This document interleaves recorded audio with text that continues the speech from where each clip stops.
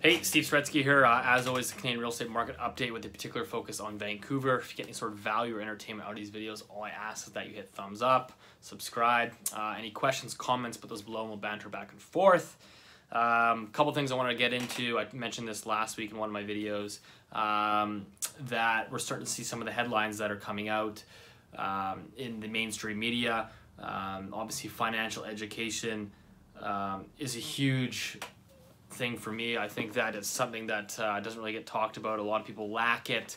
Obviously doesn't get talked in schools, and so I'm starting to see some of these headlines come out, and talking about housing market stabilization after looking at 1 month's worth of data, talking about how prices are going to surge in the back half of 2018.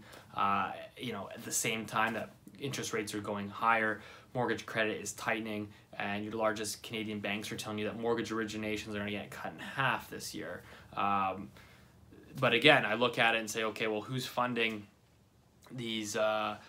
Who's funding the mainstream media? Who's probably one of the largest contributors to ad revenue? It has to be the real estate industry. It also has to be people, that are managing hundreds of millions of dollars, whether it's large-scale brokerages or developers. They have a lot of skin in the game, so it's probably in the best interest, when they're supplying ad revenue to the media, that hey, maybe you guys can try to, not downplay things and just say, hey, things are looking good. So that's how I look at it, and this is one of the things that always bothered me because you always look back to sort of 2008. And everything was painted in this rosy picture. The mainstream media, of course, when everything rolled over and imploded, everyone said, oh my gosh, nobody could have seen it coming. But there was a lot of people that saw it coming, but of course nobody wanted to listen, nobody wanted to get that message out. And that's why I'm a huge fan, that's why I put a huge importance behind these videos. It's why I think selecting your financial news, filtering it from where you get those sources is very important. I'll give you a few of mine. I'm a huge fan of Real Vision.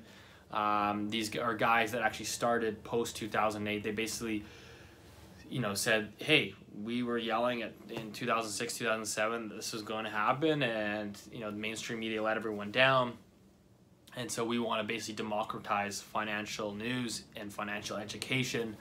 And so they started this where they basically go around and interview the top investors and finance guys in the world in long-form video content, which is completely unbiased interviews. And it's really just phenomenal content, so check out Real Vision.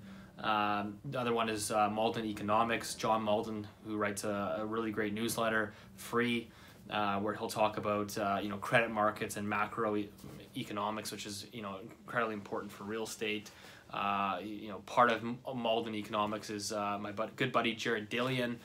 So he writes a lot about sort of investing mindset, little trends to look for and that sort of thing. Again, another free newsletter there.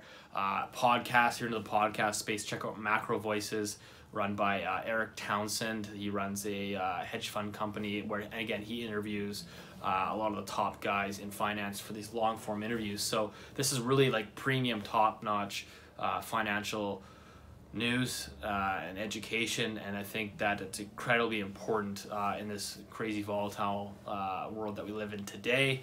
And of course, when I see guys coming on and making these comments that prices are set to surge in the back half of 2018, I find it quite dangerous, and I find it critically important to find sources that maybe aren't as financially connected to the message that's coming out. You're looking at the Canadian real estate market, they're talking about the sort of stabilization. Of course, if we look at it, sales from a year-over-year perspective nationally dropped 11% year-over-year in June. The average sales price dropped 1%, which it really hasn't done very often in June. From a year-over-year perspective, and then you can bring it back into BC. Sort of talking about the sort of stabilization. I look at it as, hey, June sales dropped 33% year-over-year. This isn't just a June thing. If you look from January to June, which is the first 6 months of 2018, go back and compare that to the first half of any other year, we're at a 4-year low for sales. So you can certainly see that trend starting to happen. Look at it again from now we pull it back into sort of a micro level. Toronto Real Estate Board is on pace to have the fewest sales this year since 2008. That's basically, if you take what's happened currently through the first 6 months and extrapolate it, that's from my good buddy Scott Ingram, a realtor in Toronto. Very, very good data guy, one of the guys that I really trust, is as honest as they come. So if he's telling me that, that's probably counter to what you might be hearing on the media. I look at what we're seeing in Vancouver. We obviously know what's happening in the detached market, but now you're starting to see the condo market begin to roll over, with prices down about 4 to 5% from peak 3 or 4 months ago. Of course, that won't get reported because the media tends to report the MLS benchmark price, which is still showing in Vancouver a 5% year-over-year gain, which of course has really wiped out the previously we were seeing 25 to 30% year-over-year price growth. Now that's down to 5%. But again, that won't show you what's been happening over the last couple months. But I think by the time the general public hears about it, when it's actually reported in the media that these benchmarks are down on a year-over-year basis, by that time it might already be too late. And by that time, who knows, the market could already be rebounding and on an upswing. So I tend to find that a lot of the stuff that's reported sort of out there tends to be a very lagging indicator. So that's kind of where we're at today. Again, this is not to say that you shouldn't buy real estate, you shouldn't sell, whatever the case is. It's just understanding where we are, using that information that's out there, and sort of hedging your positions, right? Like it's probably not the best time to be buying a pre-sale, speculating on it, paying a 20% markup, and hoping to flip it in a year. Probably not the best idea. I think if you're looking at real estate, where you are today, you probably have room for a quick fix and flip if you can get in and out in a month or two. Or you're looking at a long-term hold where you're going to ride the down cycle that is in the process and is going to play through. So it's just, again, understanding that information, and that's a huge push behind this channel. I guess a couple other things before I wrap the video up on a more micro scale. Some of the things that we're looking for is the Airbnb. BC government came out and introduced new regulations on Airbnb, stating that stratas are now allowed to fine people $1,000 per day for illegally renting out their unit on Airbnb. Previously, the fine was $200 a week. Now it's gone to $1,000 a day. So I'm sure this will create some maybe more long-term rental supply as owners hesitate to maybe rent out on Airbnb. Could provide a couple more listings in the resale market. I'm sure it might pull a little bit away from the demand. I know there's been some appetite for Airbnb units from investors, so we'll keep an eye on that. A couple other things, the Canadian CPI inflation was burning hot, 2.5% in June.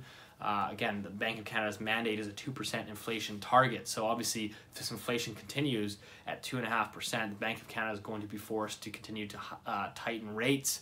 So that's something to be watching for. You can get into one of the things, again, this is coming back to whether the news is bullish or bearish for the market. You're always looking at little things.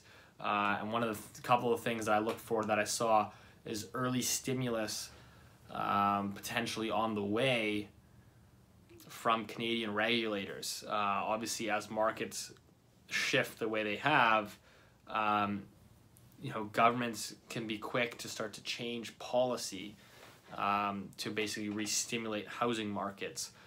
So two things was the CMHC said they're going to start making it easier for self-employed individuals to obtain mortgages and to qualify for mortgages. So that's an interesting change. And then you had OSFI and the Bank of Canada. There's rumors that they're going to increase the limit on covered bonds. So if you don't know what covered bonds are, it's basically a source of funding for the banks so they can fund new mortgages. Basically what they do is they sell these off in bonds to investors. A lot of them are purchased over in Europe, looking for sort of safer bonds, safer debt to buy up, and this ultimately helps fund banks to basically pump out more mortgages to locals here in Vancouver, etc. So if they start to increase that issuance, obviously, you know, that's something we'll be continue to be watching from a stimulus side of things. But anyways, that's all I have for this week. As always, vet your financial news sources. You know, there's a lot of people out there. There's so much free content information. You know, sometimes people can get financial overload. You know, you have to think, you almost have to cut down your sources. But anyways, hope this video helps. See you next week.